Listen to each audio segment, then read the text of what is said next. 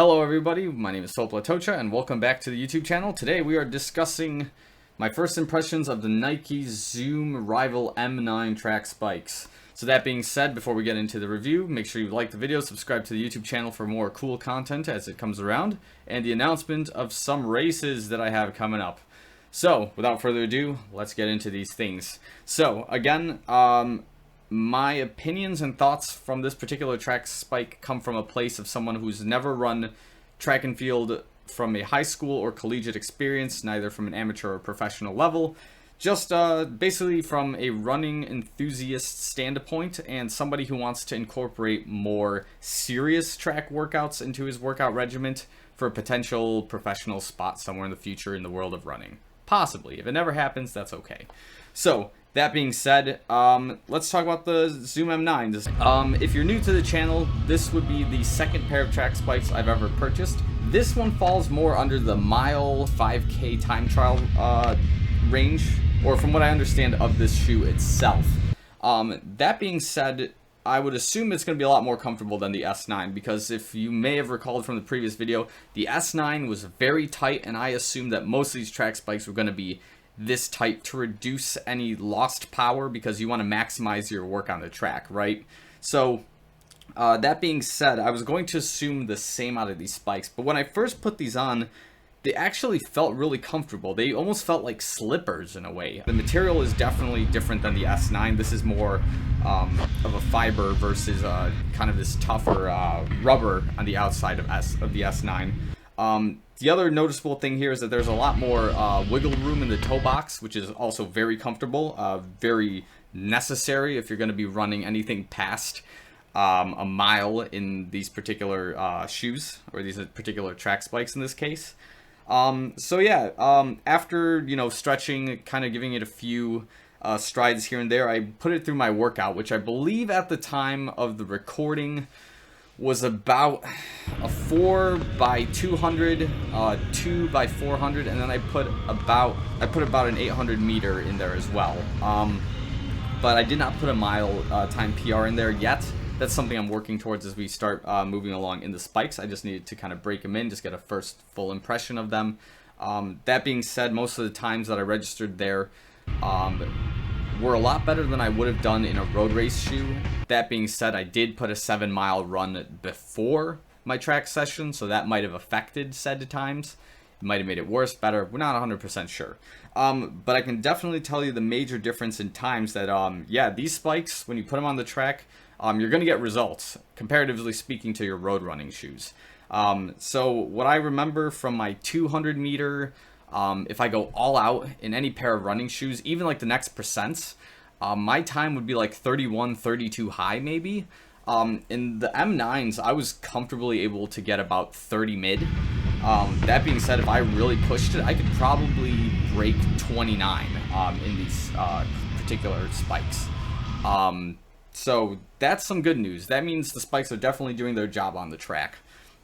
But now as we start moving into, I believe, closer to like the 400 meters and like the 800 meters, yeah, a lot of it you start realizing you don't have that support and that stiffness from the cushion of your road running shoe that that kind of assists you. Now you just have the spikes that'll help you grip the track as best as you can so you don't lose any power. But at the same time, it's really just all your foot. There's no other support other than like this lower layer of rubber here in the back to really assist your foot. Once it lands, like, it's all whatever your foot has is what you get out of it. In addition to, of course, the spikes preventing you from slipping on the track slightly. That's obviously the point there. So yeah, definitely, if I were to speak from a comparative standpoint with the S9, it's hard to say which one I would say is better in like a 400 to 800 meter time trial as of right now. But from a comfort standpoint, the M9 is definitely a lot more comfortable than the S9, as it should be, because the S9 is more of, if you're racing literally a 400 meter, I think they max out at 800 meters. I'm sure you can do more if you feel comfortable in this shoe, but I think that's what Nike built that specific shoe for. Whereas this one, I understand you can do some 1,500 meters, you can do some 3,000 meters. I think up to a 5K before you might need to go up the next tier of track spike. I could be wrong about that. But that being said, if you know for a fact if there is like a 10K specific track spike that Nike has, please let me know in the comments. I would definitely like to try those out as well. Because, yeah, realistically, while races are currently canceled, although some are coming back, out here in Chicago, it might be a little while before a real race does come back. So as long as that's the case, I am planning on rebuilding some of my speed that I may have lost since my Tokyo training. And realistically, getting on the track is probably going to be the best way to do it. I haven't lost too much distance. I've maybe dropped about 30% of my miles per week just as a recovery thing and just not overtraining on a regular basis.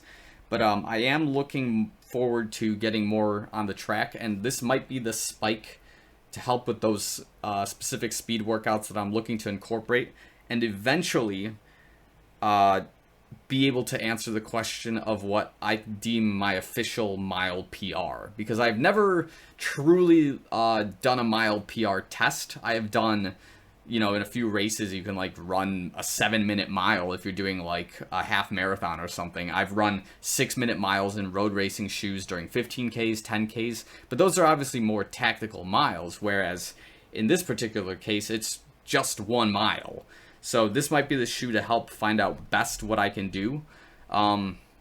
Again, the prediction here, I don't think I'm a sub 4-minute miler, like by a long shot right now. It would be cool, but to be able to run a 29-30 second 200 meter and keep that consistent for 8 laps on an indoor track, that would put me at a sub 4.